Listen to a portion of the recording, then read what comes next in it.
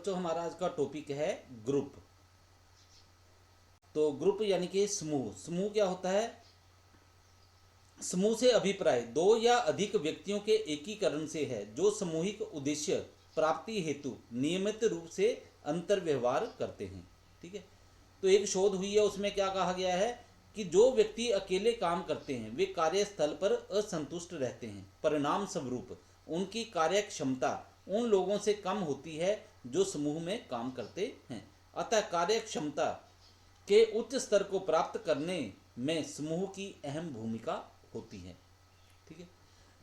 समूह का अभिप्राय दो या अधिक व्यक्तियों के एकीकरण से है जो सामूहिक उद्देश्य प्राप्ति हेतु नियमित रूप से अंतर व्यवहार करते हैं। ठीक है। तो इसकी एक डेफिनेशन दी है स्टीफन पी रॉबिन्स ने।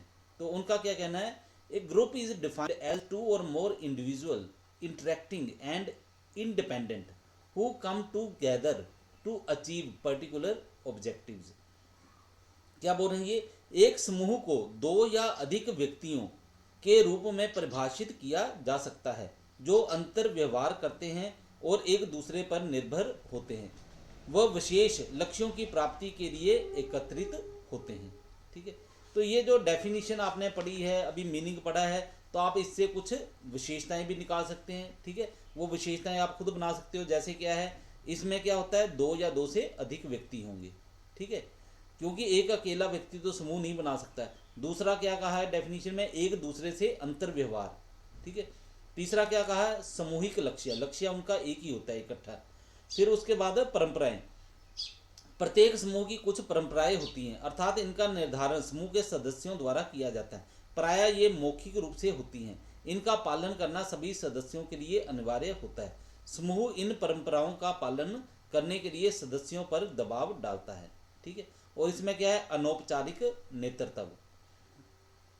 और क्या है? अंतर निर्भरता, सामाजिक दबाव, निष्ठा, संरचना, संस्कृति। इस तरह से आपने जो पॉइंट बनाने हैं वो बना सकते हैं। और एक ग्रुप के फायदे क्या होंगे, ठीक है, उसमें दोष क्या हो सकते हैं, ये भी पॉइंट आप अपने आप बना सकते हो। इसके बाद है हमारे पास टाइप ऑफ ग्रुप्स, कि ये जो ग्रुप्स हैं इनकी किस्में क्या क्या होती हैं।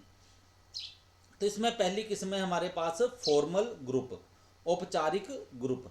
तो औपचारिक ग्रुप क्या होता है? इसका अभिप्राय ऐसे समूह से है जो प्रबंध द्वारा संगठन के उद्देश्य प्राप्ति हेतु स्थापित किया जाता है।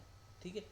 औपचारिक समूह का अभिप्राय ऐसे समूह से है जिसे औपचारिक संगठन के अंतर्गत संगठन के उद्देश्यों को प्राप्त करने हेतु बनाया जाता है। उदाहरण के लिए हम एक एग्जाम्पल ले लेते हैं।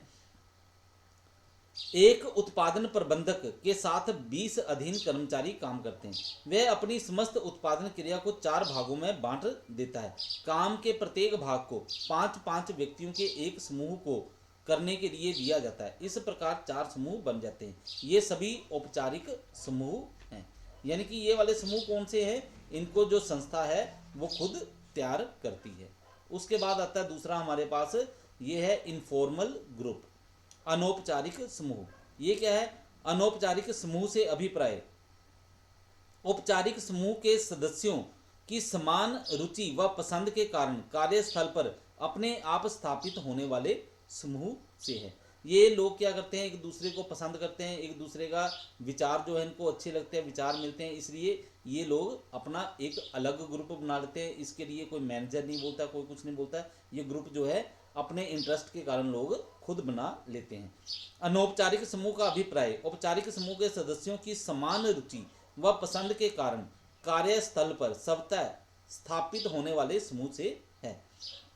अनौपचारिक समूह का निर्माण एक ही औपचारिक समूह के कुछ सदस्य अथवा अनेक औपचारिक सदस्यों के सदस्य मिलकर करते हैं। उदाहरण के लिए एक उत्पादन प्रबंधक के साथ 20 अधीन कर्मचारी काम करते हैं। वह अपने पूरे काम को 4 भागों में बांट देता है। काम के प्रत्येक भाग को 5-5 व्यक्तियों के एक समूह को पूरा करने के लिए दिया जाता है। इस प्रकार 4 समूह बन जाते हैं। ये जो 4 समूह बने हैं ये कौन से हैं? औपचारिक समूह, क्योंकि ये जो है मैनेजर है उसने खुद बनाए हैं। अब पहले समूह के 5 में से 3 व्यक्तियों की रुचि व पसंद समान है, इसी कारण वे अपना एक समूह बना लेते हैं। ठीक है। वो 5 ग्रुप के मेंबर थे, ठीक है, 5 सदस्य थे, उनमें से 3 के विचार आपस में मिलते थे, उन्होंने अपना 3 का एक अलग ग्रुप बना लिया। इसी कारण वे अपना एक समूह बना लेते हैं, इसे अनौपचारिक समूह कहा जाएगा। इसी प्रकार यदि दूसरे समूह के कोई 2 सदस्य व तीसरे समूह के कोई 3 सदस्य एक जैसी रुचि व पसंद रखते हैं तो उनका समूह भी अनौपचारिक समूह कहलाएगा। ठीक है। इसके बाद नंबर 3 है मेंबरशिप ग्रुप। ठीक है।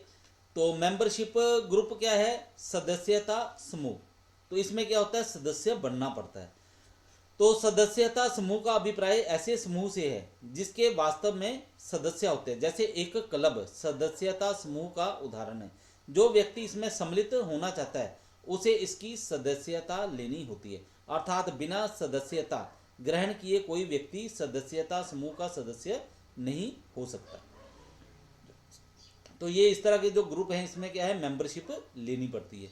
उसके बाद नंबर 4 है रेफरेंस ग्रुप, संदर्भ समूह। संदर्भ समूह का अभिप्राय ऐसे समूह से है जिसका प्रयोग व्यक्ति अपनी पहचान बनाने के लिए करता है। ये आवश्यक नहीं है कि संदर्भ समूह वास्तविक हो, ये काल्पनिक भी हो सकता है।